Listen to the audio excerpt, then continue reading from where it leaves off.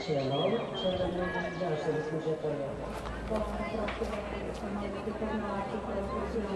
Veľmi veľa záleží na tom, aký je. Týždeň aktivít, ktoré sú venované oslavám Dňa Európy.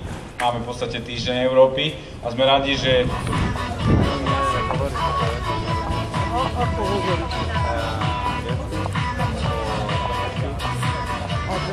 Pracujem, dobrovoľníctvo a všelijaké. Ako vy? Ste majú viac dobrovoľníkov? Nie, tak rozbavujem ho. Cieľom je podporiť dobrovoľníctvo a propagovať dobrovoľnícke činnosti ako prospešné pre spoločnosť.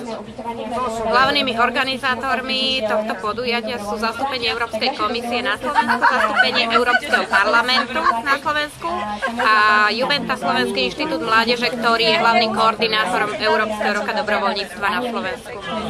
Toto podujatie má za úlohu propagovať dobrovoľníctvo. Chceme najmä, aby si verejnosť uvedomovala, že dobrovoľníci pomáhajú aj iným, aj prírode, aj zvieratkám, aj ľuďom, starším ľuďom, venujú sa deťom a že veľká časť spoločenských fungovania spoločnosti vlastne závisí od dobrovoľníkov. Hoci za to nechcú mať zaplatené, venujú sa všetkým tým činnostiam, ktoré ekonomickým sektorom nie sú nejakým spôsobom zastrašené.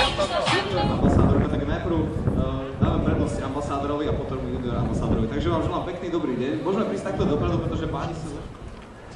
Ako to začne? Osobne zúčastniť tohto otvorenia, ale... Sme tu na Dni dobrovoľníctva, prezentujeme naše aktivity.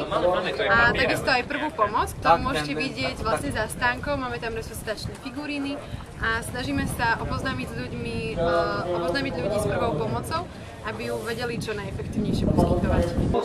Takže som novinár, si raz prečítal jeden článok o takýchto táboroch, išiel som do kancelárie s malou dušičkou, ale tam vôbec netreba ísť malou dušičkou. Ja som tu za UNICEF, čo je organizácia pre ľudské práva hlavne. Dnes sme prišli pozrieť na Deň Európy, ktorý zatiaľ je to v pohode. My sme vlastne prišli reprezentovať UNICEF spolu s kamoškou, ktorá je ambasádorkou a prišla predstaviť vlastne, čo je jej úlohou a ako pracuje. Viac menej dneska máme tu stánok ako UNICEF, keďže teraz prebieha Týždeň modrého gombíka, zbierajú sa peniažky pre deti do Južného Sudánu a snažíme sa pomôcť, čo ako vieme a reprezentujeme UNICEF. Prosím vás, nevidel niekto z vás kyklopa? Čože? Čo? Kde je za nami? Čo za nami? Za nami, to by som... Za nami! Utekaj! Čo to? Utekaj! Čo? Týmto musíš... A dobrovoľne si zober za seba aj tašku. Pre istotu, to máš padák? Poď, nenápadne. K nemu podídeme. Vyjdeme hore na to pódium. Ty zoberieš túto dobrovoľnú... Oka! On má oko! Vidíme! Áno! Už sa prebudza. Máme ho. Poklad je náš. Počkaj. Veď to tam bolo napísané, že poklad bude náš. Kde je ten poklad?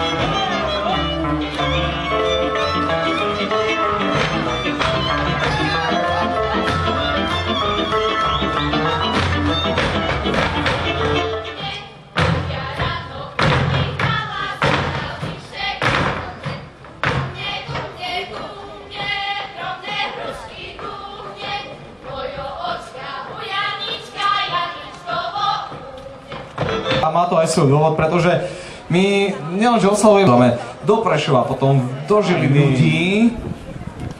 Niekoľko...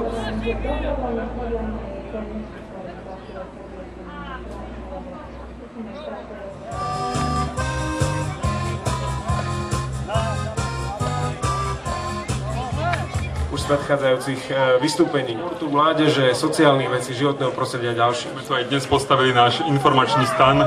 Dobrovoľnícka, pirátska Odisea. Decka, zostanete?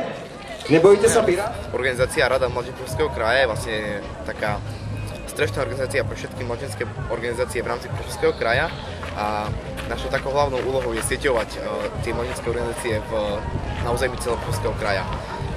Máme 27 členských organizácií a ponúkame im spoluprácu pri rôznych projektoch alebo prvných projektoch a podobne.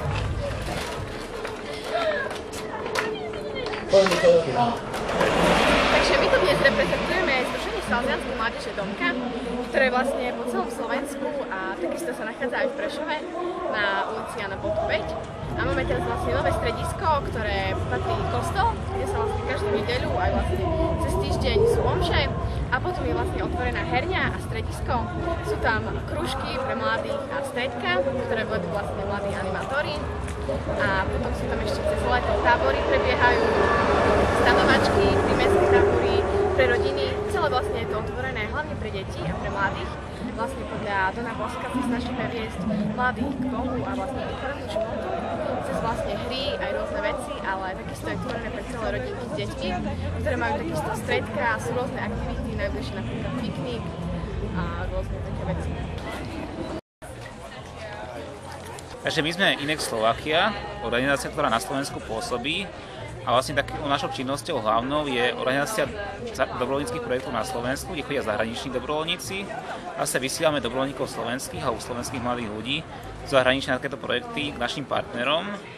A vlastne na týchto projektoch môžu ľudia robiť všeličo, je to organizácia kultúrnych festivalov, prácu v prírode, nejaké environmentálne práce, prácu s postihnutými, prácu s deťmi, čiže tie možnosti sú fakt široké a dá sa ísť vlastne skoro do celého sveta.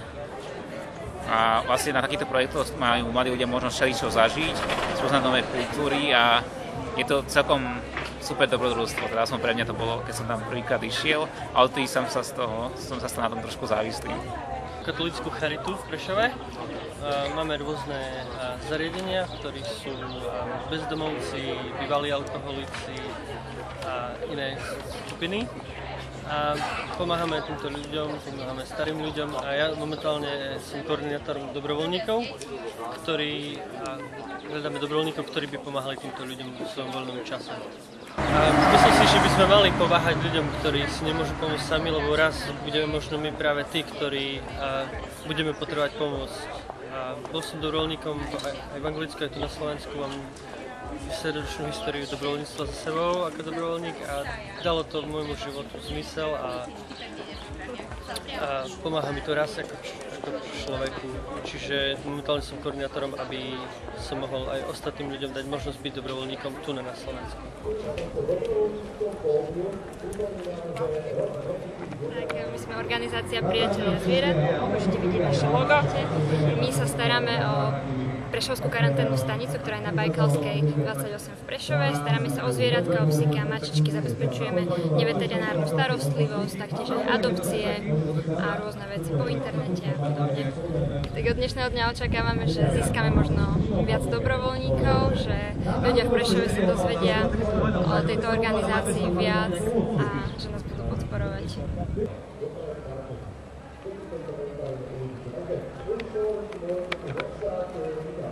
Thank you.